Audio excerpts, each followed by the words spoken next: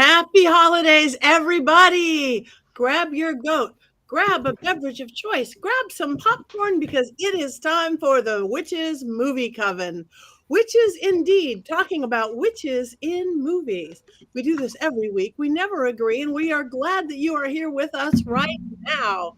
My name is Patti Negri. I am one of your 5 hosts. You might recognize me from The Witching Hour or from Ghost Adventures or one of my other podcast YouTubers or television shows. But this is my excitement, and this is about right now. I'm going to have everybody introduce themselves because I'm not talking a lot tonight. Start with you, Richard-Lael. Yes, I am Richard-Lael. I am known as the Gentleman Psychic. I am also known from Ghost Adventures. I would like to say also I know Patti from The Love Boat. Anyway, I'm everywhere. I'm the Gentleman Psychic. I'm everywhere. I'm like Santa Claus, excepting I'm real, and I hate Christmas. And Jason. I'm Jason. I love Christmas. I even have my Bedford Falls sweater on today. It is a lovely little town. I also wrote a little book called The Llewellyn's Little Book of Yule, which I just love talking about this time of year because I truly, truly love this season so much. I cannot wait to talk about this movie. Yay. Okay, thank you. Heather. Hi, I'm Heather Greene, and I am the author of Lights, Camera, Witchcraft, which is the book Decisive Guide about witchcraft in American movies through history. And I also am a acquisitions editor at Llewellyn Worldwide and a religion journalist. So I do a lot of things in and around the area, and you can find me all over social media. So I can't wait to talk about this movie because I also love Golden Era cinema and the holiday season. So perfect. Perfect. And last but certainly not least, Miss Courtney. That's me. I'm Courtney Buckley. You may know me as Ghostbait on Scared and Alone, or world's biggest fan of a beautiful Christmas movie known as The Killing Tree. Oh, God. Oh, Lord. That's me. That about sums me up right now. I feel like I have to apologize to the world for introducing you to that movie. Like, that is, like, all on my feet. And Jason, every time I go past my Christmas tree, I think about that movie now because of you. Which and the means tree you also is now, think of me. Aww. It's exactly. And it's named Clayton. Literally everyone's calling that tree Clayton now, except for Ben, who knows why.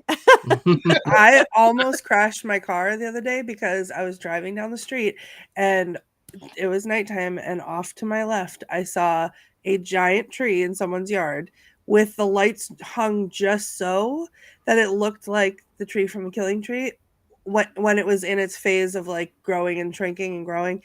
And I screamed so loud because I was like, there it is. It's a Christmas miracle. It exists. And then I almost parked the car and put a map right on that tree. I really did. Christmas with a map. Mm-hmm.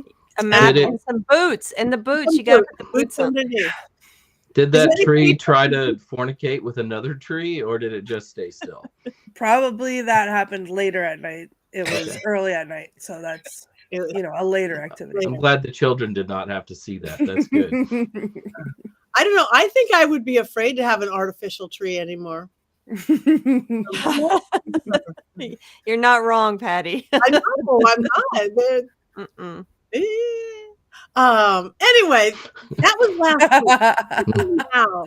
Last week was The Killing Tree, and I'm still speechless on that one. But this week is It's a Wonderful Life. And I was told earlier by the Coven that everybody on the planet has seen this movie. It's a very old movie. It's been around a long time with some pretty amazing and famous people in it. But just in case you might be that one or non-one person who hasn't seen it, Richard-Lael, do we have an unbiased outline of the film?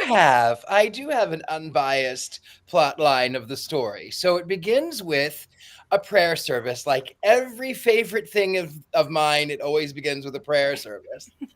And it's God talking to this recent addition to the wings of heaven without his wings. And everyone is praying for George Bailey, who is this wonderful, good man from Bedford Falls, New York, who has fallen on some hard times. And at the whole beginning, you are basically watching snippets and moments in George's life, from the time in 1919 where he saves his brother from drowning in ice, to where he meets his future wife, Mary, and she whispers in his ear, his deaf ear, that she loves him and will love him forever. And then you go on to the future time where he's even with dealing with a drugstore. The chemist has lost his son, and so is about to poison accidentally another kid. Anyway, so all of these life moments that happen, and they're watching. And George Bailey owns the Bedford Falls Savings and Loan, where he took it over from his father, who is deceased, and his uncle, who is his uncle is incompetent. And so he stays. He does not go to school. He does not travel the world. He intends to, but he can't. He gives it all up so that he can help people. And he helps them build their homes, and he gives them loans because every man wants his own fireplace that he can call his own. And he's really, really good. But his uncle loses $8,000. In 1946, $8,000 was a lot of money. And the bank was going to call the loan, and he has reached his boiling point where he cannot function anymore. He cannot function, and the world is against him, and everything that could go wrong is going wrong. So he gets drunk. He drives down to the bridge, and then he meets this angel being who does not yet have his wings, and he rescues him. The angel jumps in the water to save George Bailey. And George does not jump in the water to end his own life. He actually saves this angel, Clarence. And then he wishes that he were never born, but instead, no, he wishes he were dead. And then he says, no, I wish I were never born. And then Clarence grants his wish. With the power of heaven, he grants the wish that he was never born, and he gets to see what it is. And then he enters into an alternate reality. The alternate reality that he ends up in is 1985, where Biff Tannen owns the entire town of Hill Valley. Yeah, that's the future without George Bailey. And so Harry Potter is apparently this old fat guy who now owns Bedford Falls, and it's now called Pottersville. And he ends up by punching Bert and Ernie in the face. And then he runs back, and he wants someone to remember him. Please remember me. Please, please remember me. And then it turns out that Clarence tells him, see what you gave up, because you weren't here. Your brother died. And when your brother died, he was not able to save the people in World War II. The entire platoon died. And because you weren't there, Courtney has no idea what's happening with her connection. Sorry, Courtney. So because he wasn't there, Mary never marries. And because he's not there, his children are not born. And because he's not there, all of these things have happened, and nothing is right. And so he wants to live again. He wants to live. He begs to live. He wants to live. And Clarence grants him that request. And then there he is standing by the river, and Bert, not Ernie, Bert says, you're bleeding, George. And he says, I'm bleeding. And then he runs back through town, and he goes back to his old house, and he is so excited that he's bleeding and alive. And then, of course, he's happy to see all of his children. And then there's a bell that rings, and the child utters the famous last word, God bless us, everyone, you'll shoot your eye out. And every time a bell rings, an angel gets its wings. And that's the end. That's right. Way to go, Clarence. Way to go.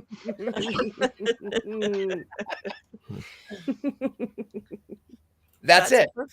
That's it. Everyone comes to his rescue. They give him the $8,000 he needs for the bank, and everything is right as rain. It ends with a happy ending because it's the 40s. And everything did end in a happy ending in the 40s. Thank you very much. And everybody, I keep cutting out. I got this thing called cedar fever being in Texas in December. It's this allergy that takes over your sort of like a killing tree. So I don't have much of a voice, and I keep muting myself out to cough unattractively. So if you can't hear me, that is why. So moving on with this beautiful, thank you, Richard-Lael. That was beautiful, unbiased synopsis of it. And now should we go to our academic side of things with Miss Heather and everything that may or may not be in your book about this amazing movie? Sure. It is not in my book at all because this is not a witch film. However, I really enjoyed that last rendition that someone put up. Colin, I have to point it out, for the satanic version, every time a cash register rings, a demon gets his horns. I think that is a Ooh. brilliant new rendition that maybe we should talk about financing at some point. So thank you, Colin, for that wonderful idea. But let's get back to this. So I'll put it in context. So this is 1946 when this movie was released, post-war era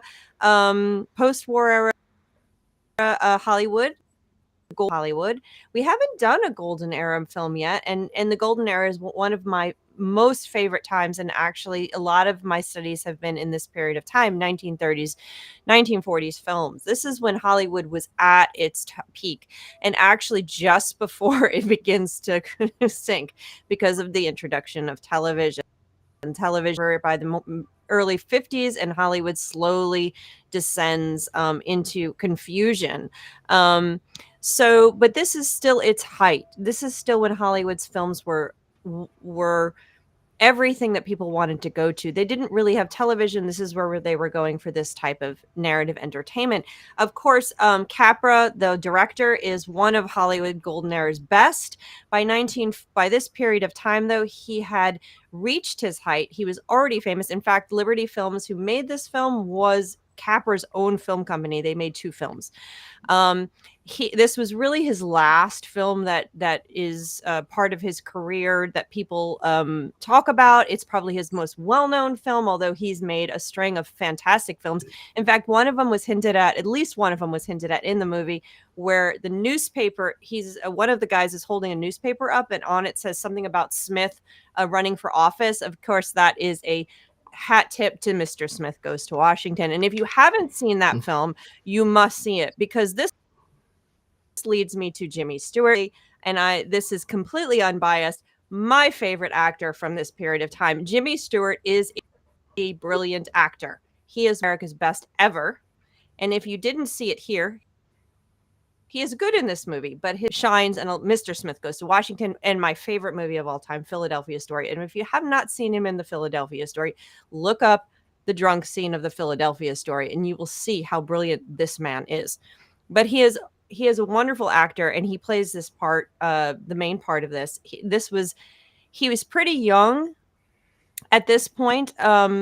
In his career, his career lasted a very long time, but he was also, at this point in Jimmy Stewart's career, he was an A-list actor.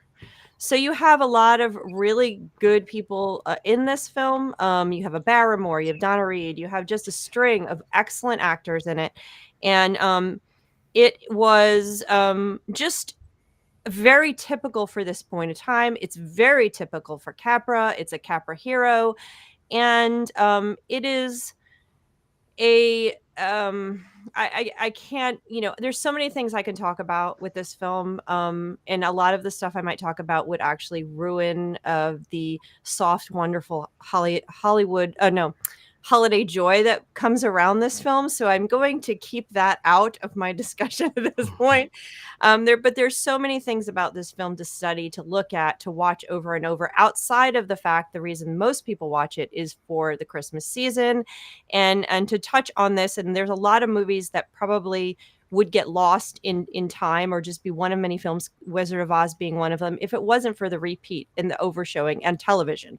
And this is one of those films that became famous, became what it is, because of its showing over and over on television. And not in the case of Wizard of Oz, but in the case of this film, one of the reasons it was shown over and over was because the production company failed to renew the copyright.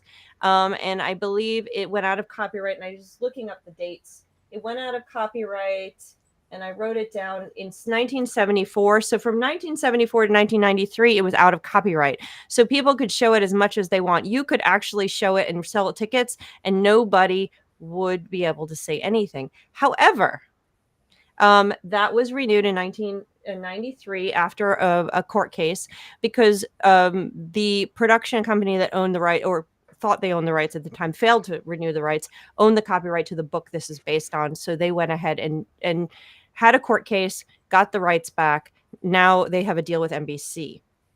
So yes, the one other thing is this is based on a book, and the book was based on, someone said in the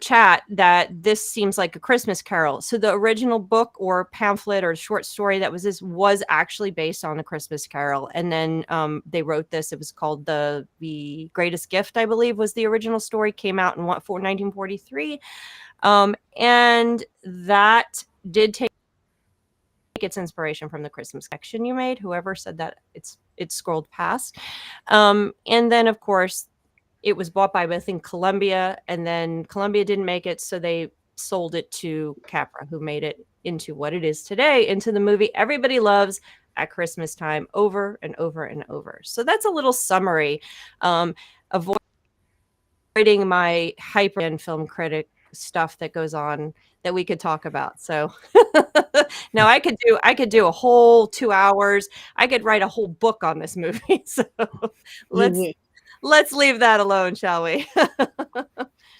Okay. I just want to say thank you to all the chat people, except we do not do soliciting in our chat room, Ben Armstrong.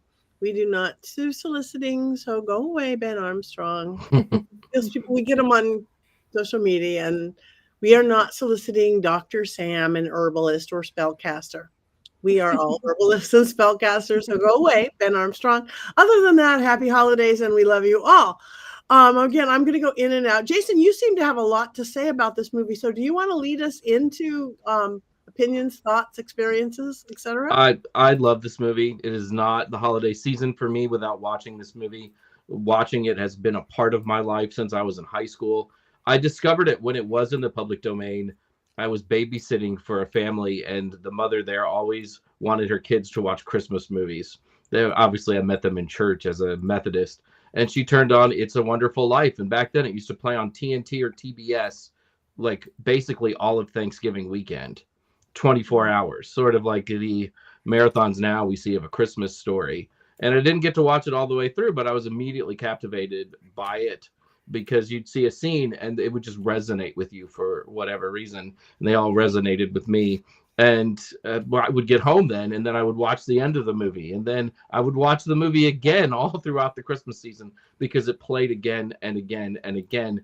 And there's just this beautiful power in this film. The fact that no man is a failure who has friends. That line, I'm going to cry tonight during this show, because all of those kind of words mean so much to me. And you look and you think about your life and you think, well, maybe it's not going the way that I want it to go. And that's certainly the case with George Bailey. But his life touched so many other lives. His life was so much better for everyone because it didn't go the way that he wanted it to go. And I mean, there's My Brother George, the richest man in town, which almost seems like maybe it's trite or an insult, but it's not at all. The wealth that he got through having hundreds of thousands of friends in Bedford Falls is something that I think we should aspire to. And also, it's the holiday season, and I think that love for one another, that love for others, that caring for others is really what the heart of this time of year is all about. And it's just perfectly said in this film. And I think absolutely, Jason, you are right. I as stone-hearted as I am, I actually cried when I saw this film again this week. I did have to laugh a little, tiny little bit though, because when the man who was interested in Mary, I can't remember now what his name was, but the man who was interested in Mary originally, Sam Wainwright, and was going to be making plastics out of soybeans, and then he got really rich, and he shows up, and he's in a 1939 Packard limousine, and a Packard limousine that was the epitome of American, like that was the luxury car to have in the 30s. And then when he goes back to his own car, which is by this point a 20-year-old Model T Ford, which was the cheapest, and he kicks the door of that old Ford. You really start to see those cracks. I have given up my life. I have what is it doing for me? I don't have a Packard car. I have this old car. I don't have a new house. I have to live in an old house, which is actually fine for me. But I have this old house, and why do we have to have all of these kids? I wasn't able to go to school. I wasn't able to explore the world. I had to give up my honeymoon money for the vacation so that people could not, so they could have food during the Great Depression. I mean, he was so kind and so giving and so good to all of these people. And you know, I understand why he would begin to allow those little cracks to appear where it was just not working out in his favor, he thought. And I do understand that. Absolutely. You know, and when I was a kid and I'd watch this movie, I always kind of got mad at George because he does have a little bit of a temper, right? You know, like he's running up the stairs and the knob on the post comes off and he almost wants to throw it and he kind of yells at his kids, but that's human nature though, right? I love that it shows the best and the worst of people, that we're not perfect, that we can have these moments of doubt and we can have these moments when maybe we're a little mean to other people, but that doesn't necessarily completely define us as human beings. Because I think it made him more human, actually, in that. You know, I relate to this movie on so many. I relate to this on so many levels, and I remember many years ago when I was going to university, and actually I was studying hair school. I was a hairdresser, and I thought I was running late. I'm always in that mode of running late, and this woman pulled right out in front of me. And for a good 5 miles, there was no passing, and she went under the speed limit. And I remember that I began to yell at that woman and scream at her. And by the time that I got to the point where I could go around her, it turned from a 2-lane into a 4-lane street. By the time that I got to where I could go around her, my veins were all popping and my eyes were red and bloodshot. And I caught my reflection in the rearview mirror. And I was the one, I wasn't affecting her. She was fine. And I wasn't late. And so I realized from that moment on that I was going to be the person that I wanted, that I was going to be what I wanted to be and not allow those things to get to me when it would do no good anyway.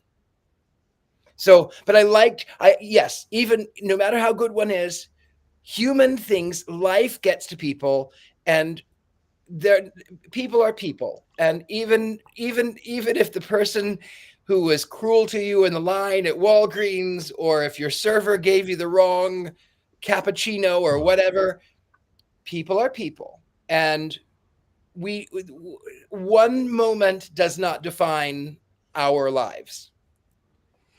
Amen. Thank you. It is true. Especially right now in the holiday season, people are a little on edge. Everything going on in the world, people are a little on edge. Situations as they are. And we try and we want to be good, but we're not always. And that's okay. That's okay. So people do get mad. I just want to go back a little ways on the chat room with thank you, Robert. He said he had never seen this film. So that's good. So he said until now. So I'm thinking he did watch it now or he didn't watch it now, but we let him to watch it whether he did already or not. So that's pretty cool. I think that's important because this is one of the classics of American cinema. So even if you're not watching it for the holiday season or for anything else and you just like movies, this is one of the ones you're going to watch in your first year at film school. Your first class, if you take a film class, you're going to see this movie most likely. So I am going to just say that I cannot see the chat right now for a technical reason. So if anybody has anything they want to ask me, I'm not going to see it. I'm not ignoring the chat. I just can't see the chat right now. So Yeah, if anything you want Heather to see or anybody else, just I say, can't see it either. I don't have it. Patty, Okay. tell Heather. Patty, tell Richard-Lael. Patty, tell Yeah. Jason, because I can see it. I think our producer can see it. I'm reading it But- completely. We're getting a lot about karma from Colin, which is great, trying to figure out karma, and something bad means something good. Matthew has not seen It's a Wonderful Life either. So But if you want to talk bad about Richard-Lael or Heather, this is the time, because they That can't is see true. the chat. And you know what? I promise, even if I could see it, I will not scream, "Why do we have so many kids?" I promise I won't. Why do we need all these kids anyways? Well, you know, I want to jump in here a little bit. So you know, this film, I think, if you push past or you know, push aside the Christian element of this. I mean, we're here witches. So if you push aside the obvious, very standard golden era language they use around morality, ethics, and religion, and you just look at the film in the way we're talking, it's a very universal message. You know, a message of the little guy championing over the big guy. You have that going on, of course. You have the heart, the family, all of these things. They're very universal, and they would have hit people in the 1940s very poignantly. You know, they were speaking about struggles that happened during the Depression 15 years earlier. These people went through it. Most of the adults went through it and saw this. They had these struggles. They had struggled against the big wealthy banker who had taken their money, who had destroyed. They had gone through what you saw. You know, so there was a poignancy there that we are not experiencing, a very current thing.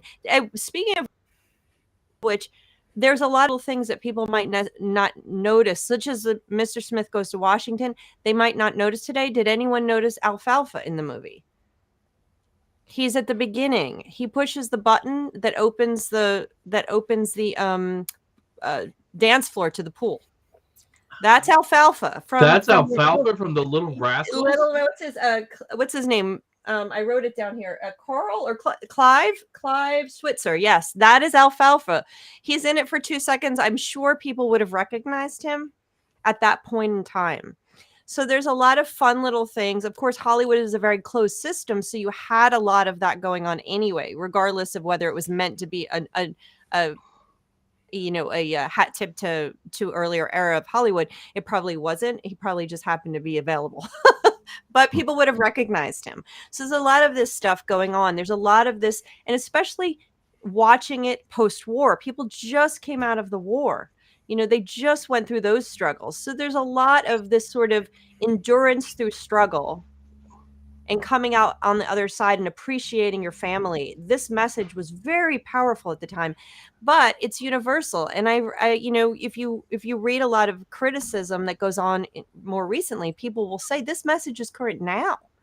You know, I mean, if you look about, you know, the politics, environment, everything that's going on in the last 5-10 years, this message is very current and powerful now for people. And you know, that I think that because we just keep repeating that everybody here has experienced it. Everybody's looking at George Bailey standing there on the bridge, looking over, going, maybe it's time. I can't take this anymore. I'm going to jump. I just want to be gone. Tons of people right now and then they realize, wait a minute, I am important. I think this message.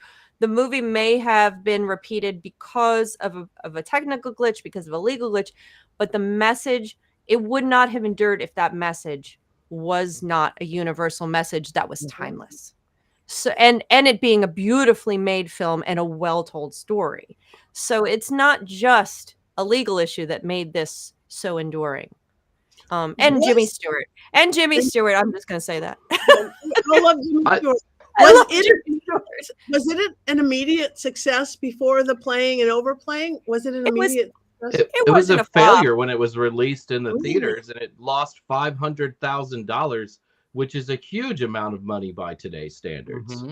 And being a bankrupted Liberty Pictures, right? I mean, it was a colossal failure when it came out. Yeah. I don't think it was a colossal failure. I didn't look at the numbers, but I didn't see it saying it was a colossal failure. But yeah, it wasn't the success it was today, for sure. But I that's also think it's telling that one of the first groups to really show this movie over and over again during the holiday season was PBS, which I think speaks to the craftsmanship of the film and how great of a film it is. It wasn't just filler. They chose it because it was a great film. Yeah. And it's tightly made. And it's Capra's he's one of those directors who makes films very tight. Everything on there is Hitchcock's the top of that kind of way of that auteur, but Capra's films are very, very tight. No loose ends. Everything spins around itself in such a tight way. So, and yeah, it's on that tightness of the set, when we look at even Clarence, who, if he would have died in the 1830s, 1840s, and he even wears what would have been 100-year-old underwear, yeah, and he doesn't know what people are wearing in the 40s because he died 100 years before. And now we think about the 1840s and it feels like 1,000 years ago. We think about sometimes even the 1940s and it seems like 1,000 years ago. Right. But this movie, it connects even today. It's a very real, very human connection, and it makes us think, maybe life is worth living. And as our producer Rob said, how many people are still alive today because they watched this film? And that's interesting. I'm actually going to tell you a little secret. I am one of those people. I am one of those people. When it was really, I was maybe in my teens. I was in my teens, and I was teased a lot because I was odd and I was effeminate, they thought, and I was flamboyant and I wore a lot of strange things, but that was I really did not want to be around anymore. And now there was the thought of also my mother, but this film made me think, how many lives had I touched? And even the point where George Bailey saves his brother from drowning in the ice. When I was 4, saved my little brother from drowning in a pond. He went in after his ball, and it was just this little pond on our property, and he went in after his ball, and then because I screamed, my father came running and pulled him out, and now he has children of his own that wouldn't be here. So I had that same thought because of this film. I think the other message go ahead, Courtney. You've been in and out. Go ahead and speak. I was just going to say, like, that's really, I think, what I found so relatable about the film is just like you. When I was younger and it was, childhood trauma that I had to live with, I thought that the world would be better off without me. And I wish that I had seen this movie when I was dealing with that, or I had that in my brain. And I unfortunately am a bad witch and I didn't do my homework, so I didn't rewatch it. But I did watch it for the first time a couple of years ago, and so it was fairly recently. And someone had recommended it to me and said, this is like the movie, like you have to watch this. And I remember sitting there, I was at work, I worked overnights, and I was the first couple minutes where the stars are talking, I was like, what did you just actually make me watch? Like, what is this ridiculous thing? This is so stupid. Right. And like the stars are like flashing every time they talk. Like, I was like, please.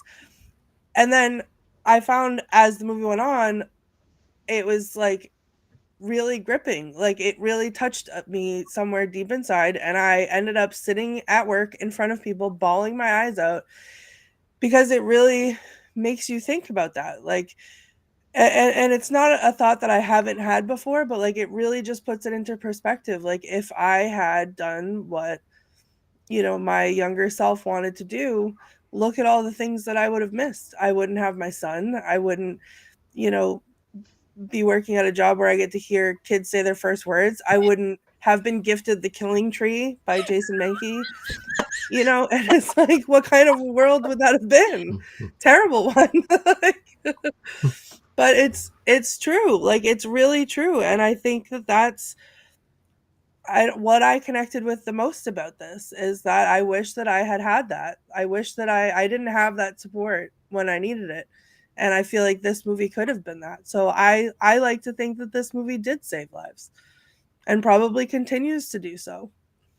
And in this crazy, hopeless world that is so crazy now, we need more of this message. It doesn't happen. It's like not popular or something to be hopeful and love and all that. It's, past a Hallmark commercial. We don't have it. So let's watch it again. No.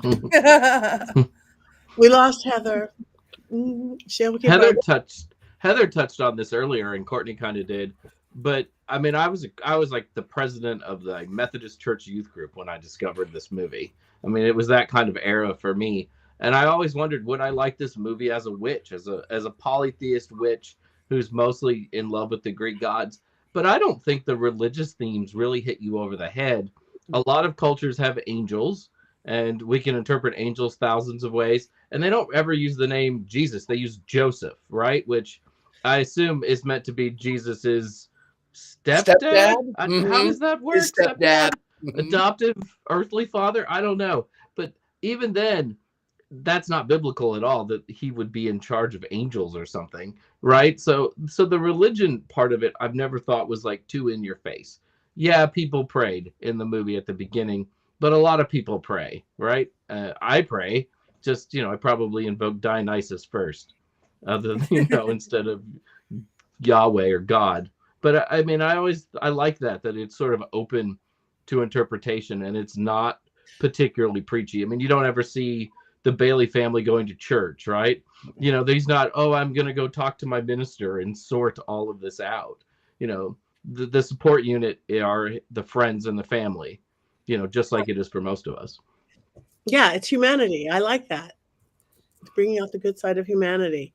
I was a slacker like Courtney, and I did not get to watch it again because I've been in an 1890s hotel that didn't have television, very little electricity, and no heat. That's why I don't have a voice. That and Cedar Fever. So I'm excited actually to go watch it again because I've seen it, that yearly kind of thing, but I just think we could all use a hit of it right now.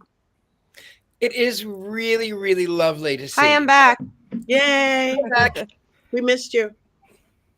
How was it like on the other side? Did you realize that it was better to have you here? Did Claire tell you that you needed to be here, that you had friends who missed you? Yes, that's exactly what happened. I just said, I'm done. I don't want it anymore. And then I realized that if I wouldn't be able to share my great wisdom, and I wouldn't hear your great wisdom, and my life would not be the same. So I'm back. Heather, you really have a wonderful ring a bell, coven. Ring a bell, ring a bell, ring a bell. But amazing. Now Courtney's gone. She's on the other side. We talk a lot about like the feel goodness of this film, and I think that's the first thing that usually pops to mind. But I think there's a strong anti-capitalist message in this movie too. And Frank Capra was accused of being a communist later on, probably because of this movie. I mean, the bad guy is the rich industrialist, which I really love. Like, the politics are the heart of New Deal politics, and I'm right there for it the whole way through. And this Potter fellow, he creates these homes and then he mortgages them to the hilt so that people can barely afford anything, and then or they're stuck renting forever, and they don't own anything, and he owns everything. And the homes that he builds are subpar and substandard, but he makes a lot of money. And he owns the bank, and he owns all of these businesses. And yet George Bailey, that one little guy, he holds out and he holds out and he holds out. And every time when he's about to fail, something happens. Something catches him right at the end. And he does give the finger to the capitalist. I want to point out that, Henry Potter is a couple of things about him. First of all, he's the Barrymore, of course, the classic family that that began during the silent era. In fact, I grew up just a block from the Barrymore house in New Jersey. The original Barrymores, back in the silent era, because Hollywood began in New Jersey. And so I grew up in the town of beginning of Hollywood, the first Hollywood. And so that was super cool. But the one thing about him is, first of all, obviously he's Depression era because he's wearing a blanket. He has polio. We assume they have that kind of thing going on with him. But the anti-capitalist or the rich evil person is very much a trope in that period of time. Hollywood loved to, Capra especially, as Jason pointed out, loved to have loved to show the every person fighting against the powerful. That was very Capra. That's very Hollywood. That's very much the American rugged individualist theme. This is very much a part of American Hollywood lore and myth. So that plays into it. And Jimmy Stewart always plays that person. He's brilliant at that role. Okay, it always goes back to Jimmy Stewart with me, by the way, if you haven't figured that out. Do you like Jimmy Stewart? The other thing, he's so fabulous. So anyway, if you didn't know, Jimmy Stewart is so good. Can we talk about him? No. Anyway, back to Potter. So the funny thing about Potter is that they keep calling it Potter's Town. At one point it's Potter's Field, which is very interesting. And if you know what Potter's Field is, you see a little bit of another conversation, a little bit of another thing going on there, because Potter's Field is obviously the place where people are thrown when they die, when they're buried. When they die and nobody knows who you are, you're thrown into Potter's Field. There's one in Potter's Field's in Long Island, New York. It's also a biblical reference. So you have here Potter's Field, and I think they call the town with the slum town Potter's Field. And then there's a lot of other politics going on here, and this is where I get into the parts where you might actually, it might ruin the movie, so we don't really want to do that. But there also is when he comes back and he's not there, and all of a sudden the town has become Pottersville. It is like everything that the Hollywood censors would not want to be in a movie. Everything that they considered bad is in that town. Everything.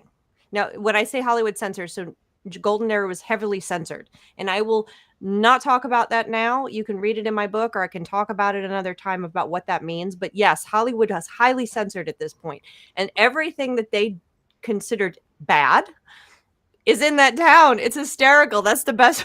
When he walks down that town, I'm like, oh my goodness, is he in Las Vegas? What the heck's going on here? Gambling and drinking, including jazz music. Billiards. Oh my God, pool and billiards, dance halls. I mean, what is this? All of a sudden, I'm in the Music Man. They had trouble right there in River City. Oh my God, that's hysterical. What is going on? It's very fun. I'll admit that there was a part of me that would have rather lived in Pottersville at the end, right? It was like, oh, especially like my young self, like, oh, dancing girls. I would much rather have that. But the rest of it I wouldn't have wanted. Just a little bit of the vice, Martinis probably would have been enough for me. That was the pub before it became like Nick's, which was not as nice. Though Nick was probably making more money, so Nick was the only one who got cheated in the whole thing by having George alive. Yeah. No one ever talks about poor Nick. I know. Yeah, poor Nick. I want to say something that I thought was really interesting observation about me. Our beautiful producer, Rob, he's out there in the other lands. He will send us little things like quotes or this, and he sent us an old Saturday Night Live sketch, The Real Ending. And I love Saturday Night Live. I've always loved it. And it was too violent for me. I couldn't handle it. I don't care. He's evil. You guys killed Mr. Potter. I've become so politically correct or something. I wasn't happy about my reaction to it. I was not happy about my reaction going, I like Saturday Night Live. Was it William Shatner talking about what we're going to have? And and I was offended by a comedy sketch. Oh, slap yourself, Patti Negri. I think that's what's going on in the world, but I just wanted to say I was offended by that Saturday Night Live one. Well, they killed Potter. Just saying. Oh, I was cheering him on. He just I was like, yeah, go get him. I Get him, can't. Mary. Punch him right in the face. I've become such a peacenik. I'm such a peacenik. Oh, my beautiful Philip, don't hurt anybody. I can't. All right, before I lose my voice again, do we have any quotes for this beautiful film? Well, I'd like to thank my coven for this one because, as I said, I did not do my homework this week because I was a bad witch. But when I made that admission to all of you, everyone was like, wait, I gotcha, and sent me some. So I did, like I said, I have seen the movie before, obviously. So I went through and I read them, and there was a few that popped out that I did remember. I think my absolute hands down favorite is the senior angel says, a man down on earth needs our help. And Clarence says, splendid. Is he sick? And the senior angel says, no, worse. He's discouraged. And I feel like that's my life every morning when I wake up and I'm like, oh, I don't want to get out of bed.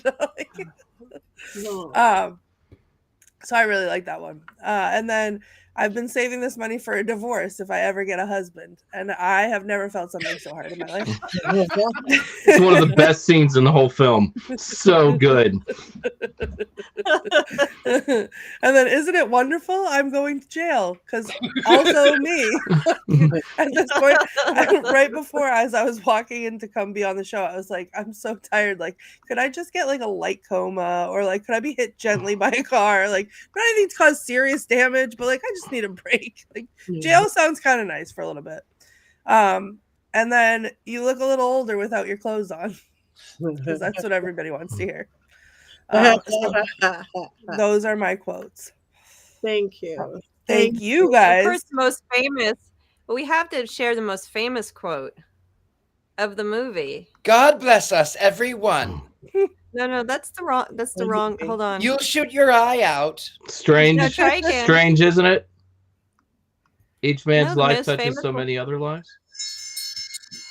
Well, there's I guess that one, but the one about the angels. Every a time bell a bell rings, an angel gets its an wings. angel gets his wings. That was I supposedly didn't originate with this movie, but it is definitely the movie that made that famous. I can only And of hear, course, I can only hear these quotes in the original voices that they're in. So if I read Right, one, I'm sorry. going to do a bad impression of someone every I love time. that. well, Yeah. I love that. can you read the one? Do you have it in front of you? The one that's written in the book of Tom, the book at the end that the angel gives him. Clarence gives him a book, and it says, "He who without friends, I Remember, you know which one I'm talking about? remember, no man is a failure who has friends. There you go. That's another Yeah. one. Speaking of which, Jason, do you have a movie minute? I do, but it's not funny because this movie's too sacred for me. Jason? So I'm all like deep and philosophical. Okay, well, we'll tonight. forgive you for it not being funny. We'll All let right. you be sentimental this time. Okay. This time. Strange, isn't it? Each man's life touches so many other lives. When he isn't around, he leaves an awful hole, doesn't he? Ignore for a moment the dated and sexist language and instead dwell on the meaning of those words. Your life directly touches hundreds, perhaps thousands of other lives, and the connections between you and those individuals means your life then touches tens of thousands of other lives, if not more. We are connected to so many people, even when we don't realize it, and the ripple effect of those connections means that everything we do has the potential to reverberate across the years.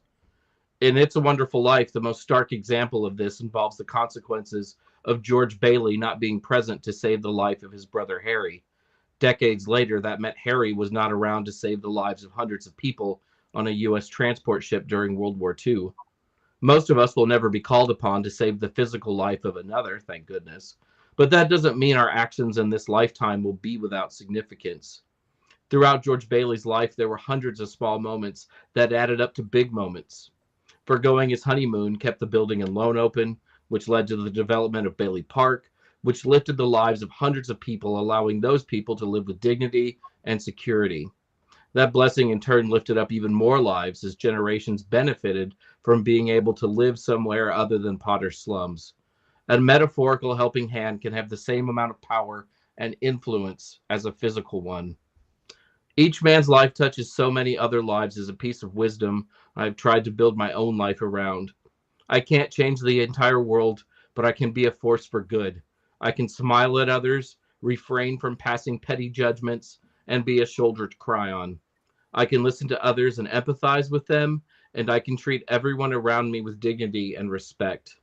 It has always been my hope that the reverberations of these little things will echo down through the years, and that I will end my days upon this earth having been a force for good and as a bringer of kindness. We are not alone on this journey through life. We share this road together, and on that road, we can't help but bump into one another. So do your best to make sure those bumps bring joy and light to those around you.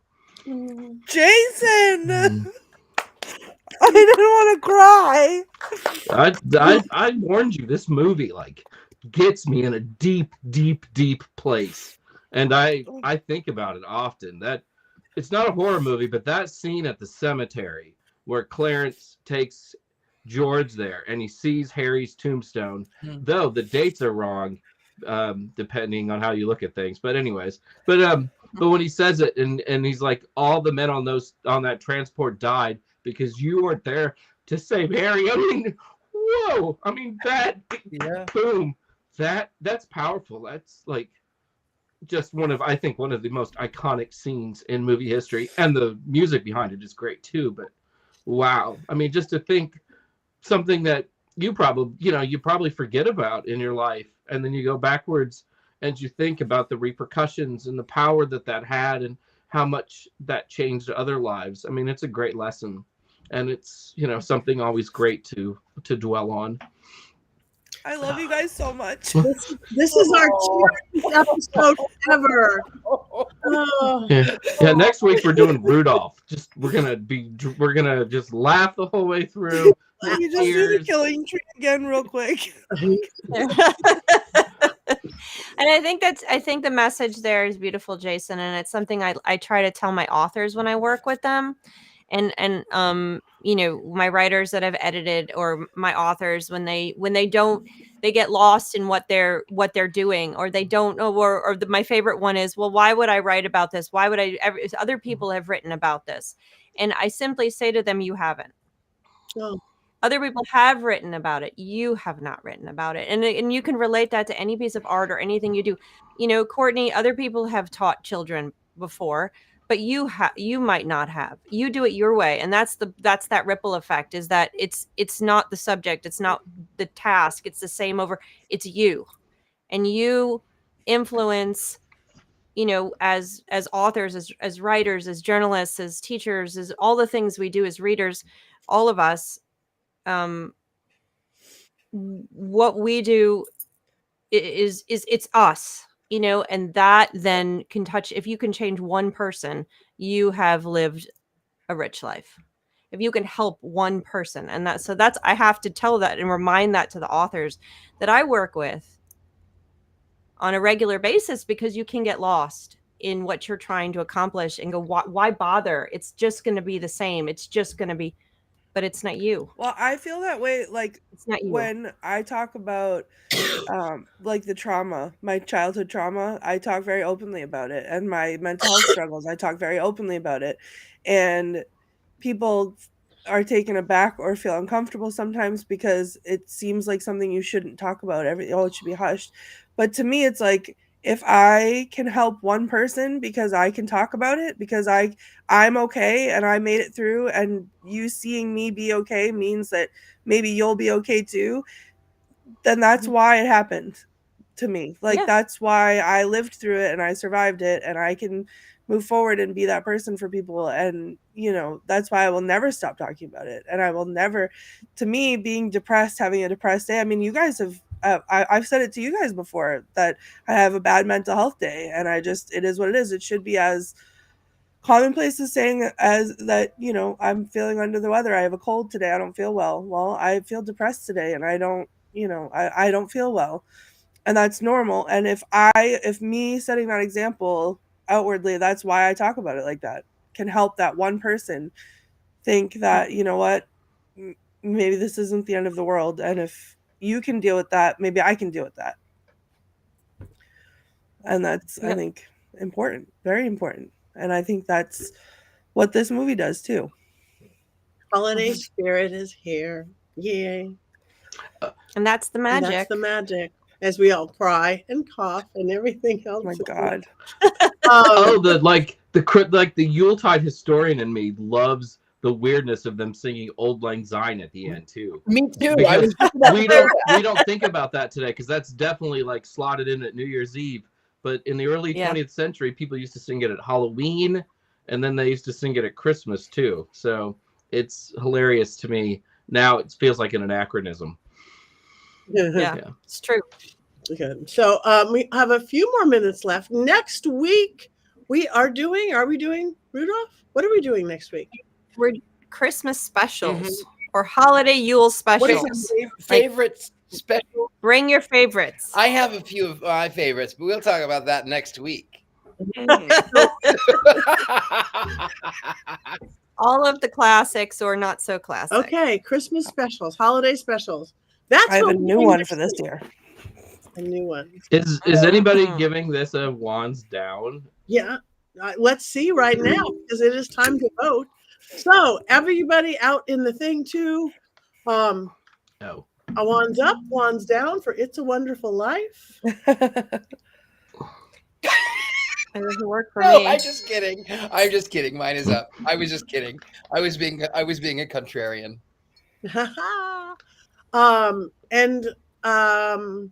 Maybe we should ring a bell on that too. I don't know. I can't reach mine. An angel sitting his wings, or a goat gets its man shoes. Horns. One's up, one's up, one's up. Everybody has got one's up. Thank you guys. Hi Scrooge. Hi Haley is Scrooge. But it's a cute film. There we go. From Dead Poet Pet Boy. Oh. So holiday specials next week. If anybody has anything coming up, I am home for the holidays. I'm not going anywhere for an entire month. And then I'm going to be in Virginia somewhere, but I am here. So join us every week. Anybody have anything coming up in the next month or so you want to talk about? On Friday, I'm doing a virtual author forum for Llewellyn about Yule, which is free. It's at 1 p.m. Eastern time. But you should register online ahead of time. We have a little graphic if Rob's listening to me. But just go to llewellyn.com. It'll save you a spot there. It's completely free. There's some other great authors there too. I will be festive in a really great Yuletide sweater. Ooh. Does anybody have any nice wardrobe plans for the holidays? Well, I will be donning now my gay apparel. Yes. La la la la la la. I mean, I always don my gay apparel, but I will also be donning gay apparel next week. Yes. I'm actually. Did you all see my glass? I made my little Christmas light bulb. How illuminating! That is. Oh wow! Ooh. Yeah. Jason turned his light off. That must mean that we said a bad joke, or what? Just so you can see the light better. Oh, I see. Yeah. Ooh, very nice. Yeah. I'm a child that is easily amused. I know. I like it. Thank you. That is beautiful. All right. Thank you very much. Isn't this pretty? I got this in Texas too. I got the cough in Texas. I got the congestion in Texas, and I got this wand a while back. The wand is great. It isn't great. It's not great for what you use a wand for directing energy because it's not direct enough, but it's great for movies. It is great for beautiful things. Because it's very visible. So, and the funniest part of it is the box that it came in. It said something like magic stone stick or something like that. It's the spirit Halloween. Yeah, it did not get the thing of it at all. So all right, it is that time. We have one more thing to do that we do it every week. And we hope you out there, because we might have a cackle contest one of these days. We haven't done a contest in a while, and I've been thinking what we have. We have Valentine's Day coming up, but we might want people to work on their cackles as well. Just saying. So, we've got a 3. 1, 2, 3. Yeah!